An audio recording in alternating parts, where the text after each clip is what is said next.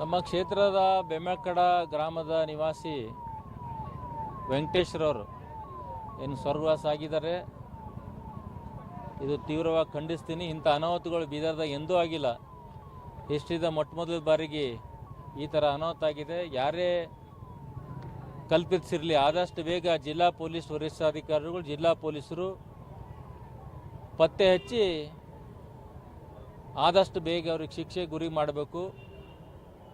ಆದಷ್ಟು ಬೇಗ ಅವ್ರಿಗೆ ಹಿಡಿಬೇಕಂತ ನಾನು ಪೊಲೀಸ್ ಅಧಿಕಾರಿಗಳಿಗೆ ವಿನಂತಿನೂ ಮಾಡ್ತೀನಿ ಮತ್ತು ನಿರ್ದೇಶನನೂ ಹೇಳ್ತೀನಿ. ಯಾಕಂದ್ರೆ ಇಂಥವು ಕಾನೂನು ಸುವ್ಯವಸ್ಥೆ ಜಿಲ್ಲೆಯಲ್ಲಿ ಇನ್ನಷ್ಟು ಸ್ಟ್ರಿಕ್ಟ್ ಆಗಬೇಕು.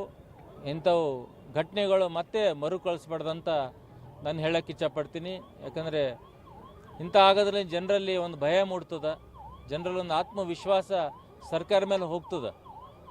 ಯಾಕಂದ್ರೆ ಈ ಸರ್ಕಾರ ಜನರ ರಕ್ಷಣೆಗೋಸ್ಕರ ಸರ್ಕಾರ ಇರಬೇಕು, ಜನರ ತೊಂದರೆ ಕೊಡೋಕ್ಕೆ ಸರ್ಕಾರ ಇರಬಾರ್ದು.